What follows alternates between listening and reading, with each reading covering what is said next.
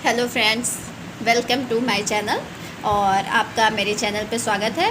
जैसा कि आप इस बुक को देख सकते हैं, आज मैं रिव्यू करने जा रही हूँ इस बुक की, जो मृणाल सर की है और ये दिशा पब्लिकेशन की तरफ से इसे निकाला जाता है। तो मैं इसको बताने वाली हूँ कि इस बुक में क्या चीज़ें हैं, क्या नहीं है, इसका आज मैं रिव्यू करने जाती हूँ। तो चलिए लेट्स स्टार्ट। इसमें क्या है?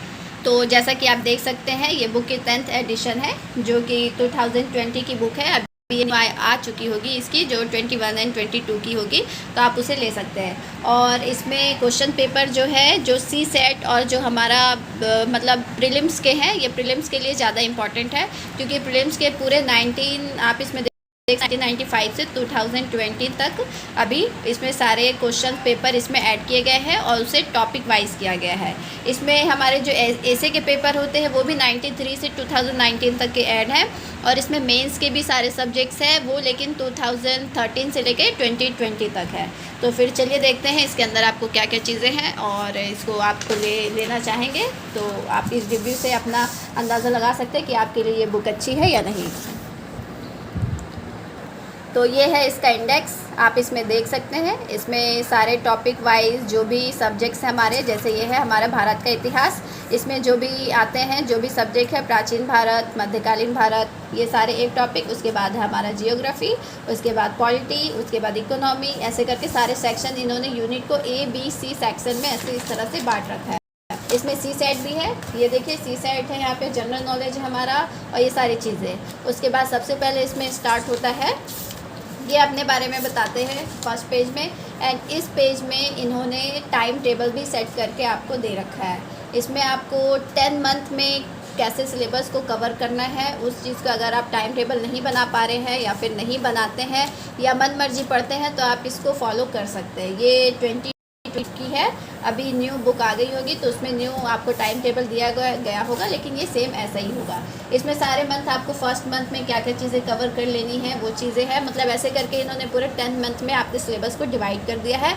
आप इसे फॉलो कर सकते हैं, अगर आप लगे तो आप इसे फॉलो कर सकते हैं, नहीं तो आप अपना टाइम टेबल भी बना सकते हैं। फिर इसमें उन्होंने अपनी रणनीति बताई है कि आपको कैसे क्या करनी चाहिए। इस पेज में ये है, आप इसे पढ़ लीजिएगा अगर आपके पास हो या फिर आप लेना चाहे तो।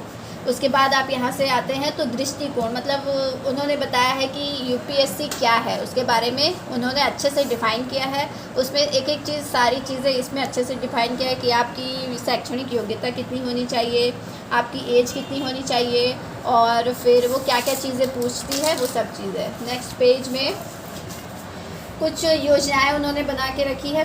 फिर देखिए यहाँ से हमारा सिलेबस स्टार्ट होता है, जो कि सबसे पहले प्रीलिम्स का है।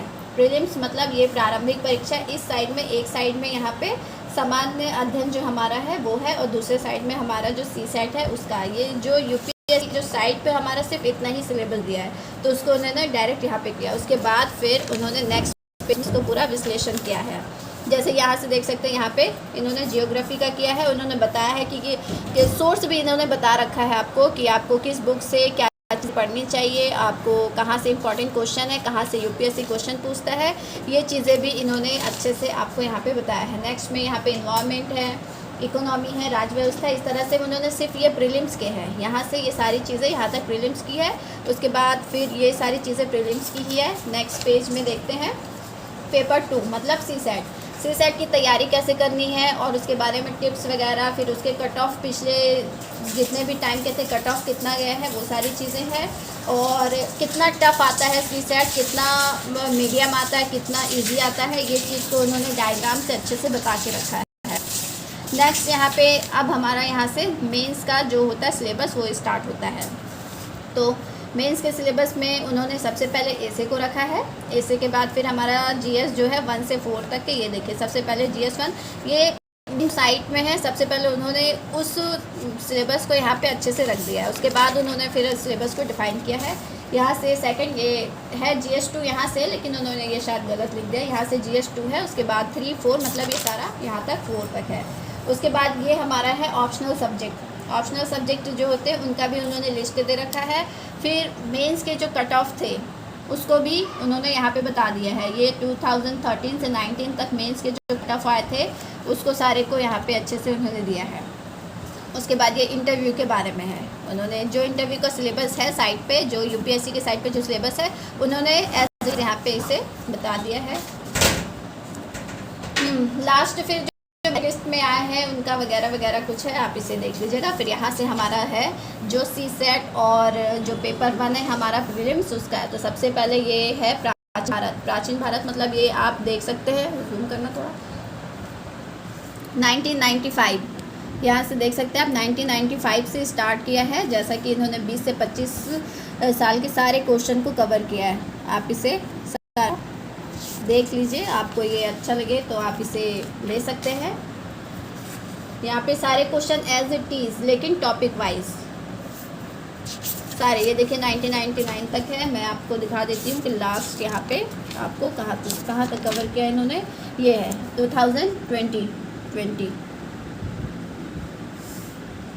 उसके बाद यहाँ से आपको उन्होंने, ऐसा नहीं है कि सिर्फ क्वेश्चन है, यहाँ से उन्होंने सारी चीज़ों को अच्छे से डिफ़ाइन किया है।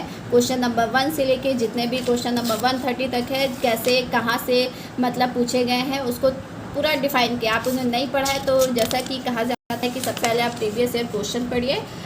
सारे टॉपर्स हो या टीचर्स हो, वो बार बार हमें रिकमेंड करते हैं कि हम पहले अपने सिलेबस को अच्छे से जानें, उसके बाद फिर हम प्रीवियस ईयर को जानें। तो आप इस बुक को उसके लिए पढ़ सकते हैं।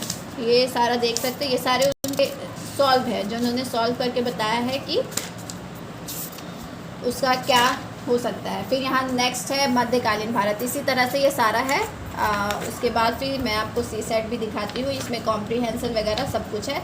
फिर उसका डिफ़ाइन भी अच्छे से किया है। ये सारे पेपर 1 के हैं। ये देखिए यहाँ से ये CSET, मैथ्स, रीजनिंग, ये सारी चीज़ें इसमें।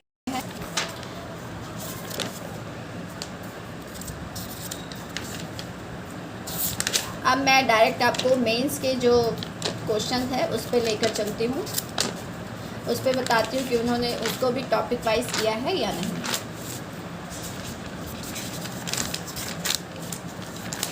यहाँ से देख सकते हैं, यहाँ से हमारा मेंस का सिलेबस और मेंस के क्वेश्चंस वगैरह स्टार्ट होते हैं। ये 1993 से 2019 तक ऐसे के जो हमारे क्वेश्चंस है उसको पूरे टॉपिक वाइज अच्छे से बताया है इन्होंने। यहाँ पे देख सकते हैं ये सिलेबस है, ये सारा है।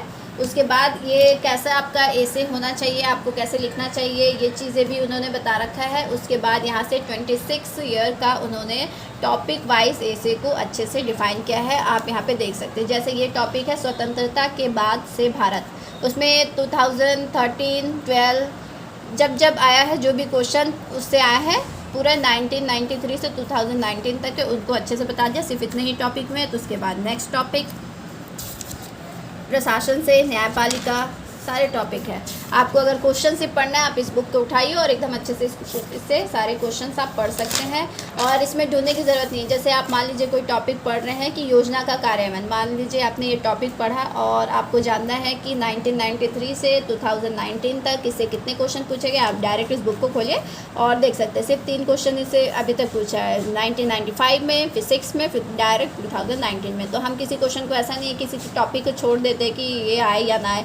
ये देखिए 95 में आया, फिर उन्होंने गैप कर दिया, फिर उसके बाद 2006 में आया, फिर डायरेक्ट 19 में आया है। तो हम किसी टॉपिक को छोड़ नहीं सकते। यूपीएससी कुछ भी कर सकता है, उसके माइंड को कोई नहीं पढ़ सकता। हाँ, यहाँ से है हमारा जीएस पेपर 1 से लेके पूरे 4 तक का।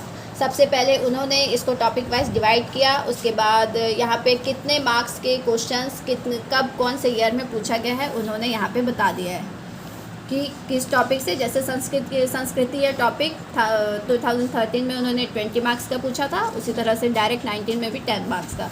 तो इस तरह से फिर उन्होंने बताया है, ये देख सकते हैं टॉपिक वाइज।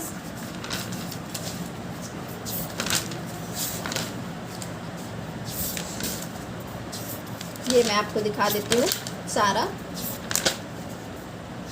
इसमें सारे, लेकिन ये इसमें जो मेंस के हैं जीएस 1 to 4 वो 13 से लेके 2020 तक है, और जो CSET है हमारा और जो पेपर 1 है वो पूरे 1995 से 2020 तक है, और जो हमारा एसे है वो हमारा 1993 से 2019 तक है। तो जिसको एक ही बुक में सारी चीज़ें चाहिए तो उनके लिए ये बुक बहुत अच्छी है। आप इस बुक को ले सकते हैं, इसे पढ़ सकते हैं। इसमें सारा लास्ट वही है और इसका मैं आपको कॉस्ट बता देती हूँ। 575 इसका कॉस्ट है। और अभी जो 2020, 21 या 2 की आई है, उसमें एक ख़ास चीज़ उन्होंने ऐड किया है जो कि इस बुक में नहीं है। उसमें उन्होंने क्या किया है, जैसे आपके ये क्वेश्चंस आए हैं, ये क्वेश्चन आपको पूछा गया है यूपीएससी में, तो उसके बाद उन्होंने नोट करके उसको किस सोर्स से पूछा गया है वो चीज़ भी इस बार बता दिया है। तो वो चीज़ मुझे अच्छी लगी, लेकिन मेरे पास ये बुक है इसलिए मैं उसको फिर से सिर्फ उस चीज़ के लिए नहीं ख़रीदूँगी। तो अगर आप लेंगे तो उस बुक को ही लीजिए। ये 2022 की हो गई है, सॉरी 2021 की है। आप उस बुक को लीजिए, उसमें आपको मिलेगा और वो बहुत अच्छी चीज़ है कि आपको सोर्स पता चल जाएगा कि किस किस चीज़ से क्वेश्चन पूछे जा रहे हैं। तो वो मुझे एक बहुत अच्छी चीज़ लगी। उनको ये पहले काम करना चाहिए था, मैंने तो बुक ले लिया है तो फिर चलो कोई बात नहीं, उसको फिर भी देख लेंगे। उसमें सबसे अच्छी चीज़ मुझे वही लगी है कि उसमें जैसे ये क्वेश्चन है, ये क्वेश्चन को यूपीएससी ने किस सोर्स से पूछा है। अगर उसे नेट से पूछा है, उसे साइट से पूछा है, उसे कोई एनसीईआरटी बुक से या स्टैंडर्ड बुक से जिससे भी पूछा है उन्होंने उसमें बता दिया है। तो ये रही इस बुक की रिव्यू। आपको अगर अच्छी लगे तो आप इस बुक को लीजिए और ये बुक अच्छी है। एक बुक में आपको सारी चीज़ें मिल जाएगी। वैसे भी 2013 से ही क्वेश्चंस देखना सही रहता है, सारे टीचर्स और कहते हैं, लेकिन अगर आपको उसके बाद का भी देखना है तो अब फिर उसके लिए दूसरी बुक मेरे पास वो भी अवेलेबल है। मैं नेक्स्ट वीडियो में उसका भी आपको रिव्यू करके बताऊँगी। आज के लिए इस बुक के लिए इतना ही। और मेरी वीडियो आपको अच्छी लगे तो इसे मेरे वीडियो को लाइक कीजिए, सब्सक्राइब कीजिए एंड मेरे वीडियो को देखने के लिए धन्यवाद।